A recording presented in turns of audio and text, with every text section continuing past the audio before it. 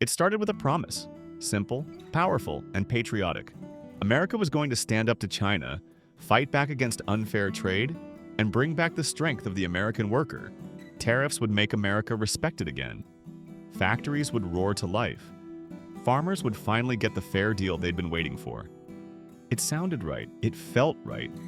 And in towns across the Heartland, in places like Iowa, Nebraska, Kansas, Missouri, that message landed like hope itself. People believed it. But what followed wasn't victory, it was heartbreak. Before we dig in, if you're finding value in stories like this, that look beyond the headlines and explore the real impact on people's lives, take a second to like this video and share it. It helps a lot more than you might think. Because this story is one that too many people missed. When Washington announced those tariffs on Chinese goods, it was framed as a moment of strength. A new deal for the forgotten men and women of America. The crowds cheered. The headlines called it bold. The slogans made it sound simple. Stand tough on China, and America wins. But down in the Heartland, the people who actually made things, who planted, harvested, and shipped food to the world, started to feel the ground shift under them. You see, China wasn't just any trading partner. It was America's biggest customer. When Beijing hit back, with tariffs on soybeans, grains, pork, beef, it was surgical, calculated, and it hit precisely where it would hurt the most: rural America. Shipments stopped, contracts vanished, and suddenly all those silos full of grain had nowhere to go. Farmers watched as prices collapsed. They had done everything right, worked harder, invested more, believed in the promise of America first. But now they were sitting on millions of unsold bushels. The bills didn't stop coming. The banks still wanted payment. And in coffee shops and church basements, a quiet question began to spread. How is this winning? It wasn't just about money anymore. It was about trust. Washington sent out aid checks, billions of dollars meant to offset the damage. But the checks came late and they didn't cover much. Some called it hush money. Others called it a bandage on a wound that was still bleeding. But almost everyone agreed it wasn't fixing the problem. Because the problem was never just financial, it was emotional. It was about pride, about feeling seen. For generations, these farmers had fed the country, had survived droughts, floods, and storms. But you can't fight a political storm with weather insurance. They didn't ask for a trade war, they didn't start it, but they were the ones paying for it. And as months passed, things got worse. Equipment auctions became community funerals. Grain bins overflowed with unsold harvests. Families that had kept their farms alive for generations were forced to sell. Behind every statistic, every X billion lost in exports, was a family sitting at their kitchen table, staring at the bills, wondering how to tell their kids they might lose the farm. China knew exactly what it was doing. By targeting American agriculture, it wasn't just retaliating. It was sending a message straight into Trump's political base. Your strength, China was saying, is your weakness. Beijing shifted its purchases to Brazil and Argentina. It invested in new food routes and long-term supply deals that cut the U.S. out completely. And while Washington was still celebrating being tough, the world was quietly moving on. By the time some realized it, it was too late. Those lost markets weren't coming back. And through all this, the silence grew louder. Farmers didn't want to be political. They just wanted to survive. But in small-town diners, on AM radio, and at local co-ops, that silence started to break. People began saying what they'd only whispered before. Maybe we were never part of the plan. If you've made it this far, I'd love to hear what you think. Leave a comment below. Do you think the trade war was worth the cost? Were these sacrifices necessary, or was this all political theater?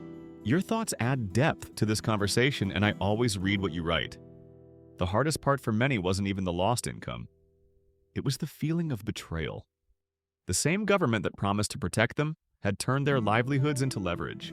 And when Washington said, farmers are patriotic, they're proud to take the hit for America, something inside people broke. Because patriotism doesn't pay the mortgage. Love of country doesn't keep the lights on. And pride doesn't refill an empty grain bin. You can't eat promises. As China signed new trade deals across Asia, Africa, and Europe, America's farmers watched from the sidelines. Their fields were the quiet casualties of a global power struggle. Meanwhile, small towns began to hollow out. Schools merged, grocery stores closed, and local newspapers shut down. The ripple effects were everywhere. When farmers stopped buying, mechanics stopped working. When they stopped selling, shops stopped opening. The Heartland began to feel like a ghost of itself, proud but tired. And still, the speeches kept coming. Washington called it a necessary war. But for people living through it, it felt like fighting a fire that someone else started, with your own house as the fuel. Then came the breaking point. A major grain cooperative in the Midwest went bankrupt, leaving hundreds of farmers unpaid. The shock was immediate. People gathered outside courthouses, holding signs, demanding answers. They weren't angry at China anymore. They were angry at home. Videos began to circulate, farmers speaking straight to the camera, raw and unfiltered. They weren't looking for sympathy. They were asking for accountability. They talked about their fathers, their grandfathers, their children, and how decades of hard work had been undone by a few bad decisions made far away. Those clips went viral, and for the first time, urban America began to notice. This wasn't just about farms, it was about fairness. In Washington, the rhetoric stayed the same. We're winning. But outside the Beltway, that word had lost its meaning. Exports were down, debts were up, and the aid money was running out. Economists started warning that even if tariffs were lifted tomorrow, it could take a decade for American farmers to recover. A decade. For some, that might as well have been forever. The truth was simple but devastating. The trade war hadn't hurt China the way it had hurt America's own producers. It had only exposed just how fragile that system had become. But here's where something powerful happened. Amid all the loss and frustration, communities started to rebuild. Not with government help, but with each other. Farmers groups, churches, and volunteers began raising funds to save family farms. People who once believed government would protect them realized they had to protect themselves.